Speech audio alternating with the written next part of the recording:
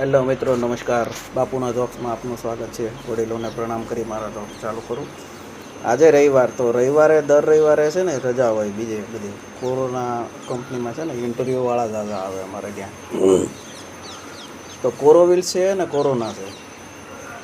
તો જેટલી ગાડી આવે ને 2 વ્હીલ બધી લગભગ પૂછે કે ભાઈ કોરોનામાં ઇન્ટરવ્યૂ દેવા જવાનું છે. કોરોવિલ્સમાં આવે ને એને ટેવ એવી પડી જાય ને પછી 10 થી 15 ગાડીવાળા પૂછવા આવે કોરોના કોરોવિલ્સમાં આવ્યો એને કોરોનામાં મોકલી દેવી. એમ એક ભાઈ મને કોમેન્ટ કરી હમણાં કે બાબુ ક્યાંક દાઢી દેખાય છે કે. મેં રિપ્લાય કર્યો, મેં કીધું ક્યાંક તમારે પૈસા દેવાનું બાકી છે ને એ દેખાય છે કીધું. એ ભરો પહેલાં દાઢી તો હાલશે. ટ્રાફિકમાં સિગ્નલ બંધ હતું, લાલ બત્તી ચાલુ, ગોળો ચાલુ હતો. તો એક ગાડીવાળો આગળ હતો ને, માલ સામાનની ગાડી હતી, પાછળથી ખોલે ને માલ સામાન આપે. આગળથી એક 4 વ્હીલવાળો પોંપ ખબર નહીં માણસને શું થાય છે નથી ખબર પડતી. તો બોલો આગળથી ગાડીવાળો આવ્યો, 2 દરવાજા ખોલીને કે અંદર આવતો રહે. બહુ ઉતાવળ હોય તો સામું દેખાય છે, સિગ્નલ બંધ છે, લાલ બત્તી દેખાય છે. આવું બધું. અમારે હોસ્પિટલમાં જોબ કરતો હતો ને, ત્યાં આઈસીયુ હતું. નવા ગાર્ડ હતા ને, એટલે મેં કીધું ને હેલ્પની ગીઝમાં હેબિટ. એટલે પછી નવા ગાર્ડ હતા ને એને મેં શીખવાડ્યું ભાઈ આ રીતે કામ કરવાનું, આ રીતે નહીં કરવાનું એમ.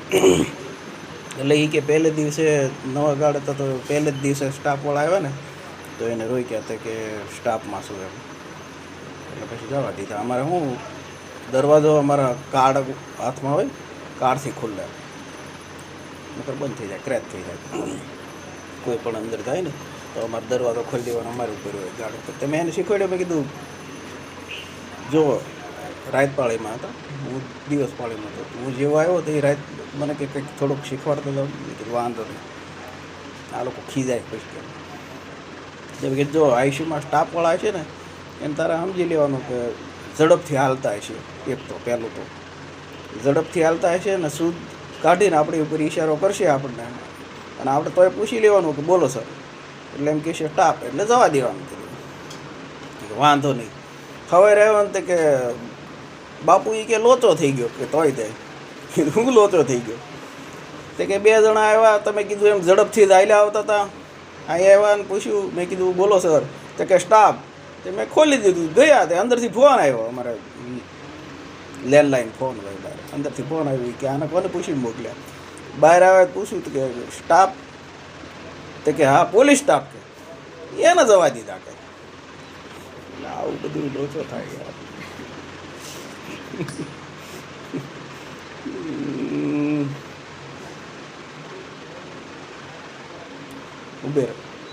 ઉબેરવાળા સાહેબ એક વાત કરી દઉં. ઉબેર ઓલોવાળા અમારે ત્યાં હોસ્પિટલ છે બચ્ચોની હોસ્પિટલ છે ને, ત્યાં પેશન્ટ આવે, નાના બાળકો આવે. તો ઘણા ઉબેર ઓલોવાળા હોય ને, ટેક્સી ભાડે પાછી હોય, પૈસા તો દેવાના જ હોય ઓલાને. પણ તો એ લોકો છે ને બહાર ઉતારીને વહી જાય. પછી હું એને કહું, કાચનો દરવાજો ખોલી અને કહું કે રાખો, ખોલો કાચ. એટલે કહું કે ભાઈ પૈસા નથી કમાવા એકલા, આ બચ્ચું હારે છે નાનું એવું, હોસ્પિટલ અહીંયા જ છે, 50 મીટરે નથી થતી આગી. અહીંથી અંદર આવી જાઓ, ત્યાંથી એક્ઝિટ ગેટ છે, ત્યાંથી બચ્ચાને ઉતારી અને નીકળી જાઓ. એ ભાઈ મને 1-2 ભાઈને મને કીધું. તે અમુક તો જવાબ ન આપે. એક ભાઈએ મને કીધું કે કાકા તમારી વાત સાચી, કે હવે પછી ગમીને હોસ્પિટલમાં છોડવાના હશે ને ગમે એ વ્યક્તિને, પેશન્ટને, તો એ કે હોસ્પિટલ સુધી ઊભી રાખીશ છે. એટલે આવી નાની વાતો, નાની હેલ્પ જીવનમાં બહુ કામ કરી જાય. હું નિંદેવ મોરારી. આગલા જોક્સમાં મળવી. જય શ્રી રામ.